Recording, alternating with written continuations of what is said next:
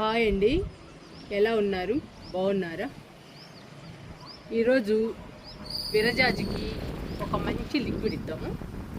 ఈ లిక్విడ్ ఇవ్వడం వలన మొక్క నిండా మొగ్గలు వచ్చి పువ్వులు వస్తాయి. విరజాజి కూడా హెల్దీగా పచ్చగా కలకల్లాడుతుంది. ఇంక ఇచ్చేద్దాము లిక్విడ్ని.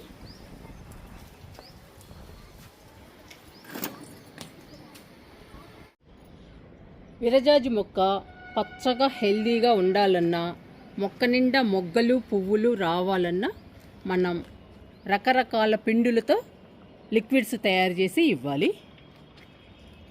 అలా ఇస్తే మొక్క హెల్దీగా పచ్చగా ఉండడమే కాకుండా మొక్క నిండా మొగ్గలు పువ్వులు వస్తాయి. మొక్క కూడా కలకలలాడుతూ ఆరోగ్యంగా పెరుగుతుంది. ఈరోజు నేను విరజాజి మొక్కకి శనగపిండితో లిక్విడ్ తయారు చేసి ఇస్తున్నాను.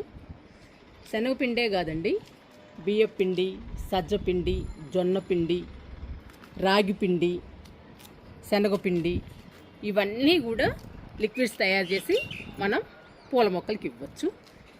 అలా ఇస్తే మొక్క హెల్దీగా ఉండడమే కాకుండా మొక్క నిండా మొగ్గలు పువ్వులు బాగా వస్తాయండి. ఇచ్చేద్దాము లిక్విడ్ తయారు చేసి. విరజాజికి ఇవ్వడానికి శనగపిండితో లిక్విడ్ తయారు చేద్దాము.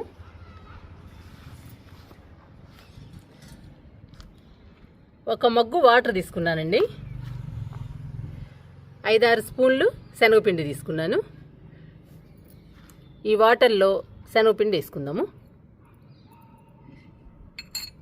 ఈ శనగపిండిని బాగా కలుపుకోవాలి. వాటర్లో బాగా కలవాలండి.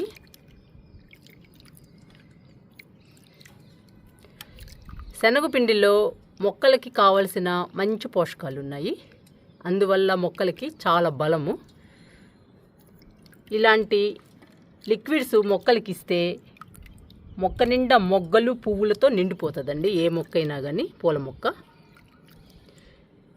ఈరోజు ఈ లిక్విడ్ని నేను విరజాజి మొక్కకి ఇస్తున్నాను. ఇలా శనగపిండి మొత్తం వాటర్లో బాగా కలవాలండి. లిక్విడ్ తయారైపోయింది.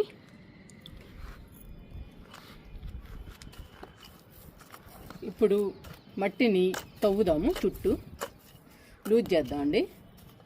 లూజు చేసి ఈ లిక్విడ్ని ఇచ్చేద్దాము.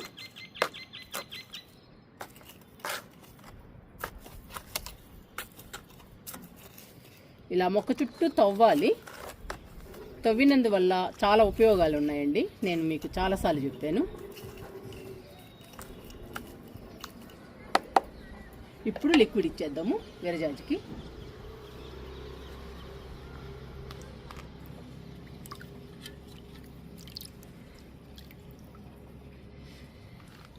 మనం రకరకాల పిండులతో ఇవ్వచ్చండి. చెప్పాను కదండి, నేను ఎన్ని రకాలు చెప్పాను? 5 రకాలు చెప్పాను.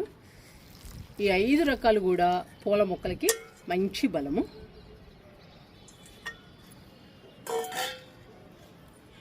ఈ 5 రకాల్లో కూడా మంచి పోషకాలు ఉన్నాయి.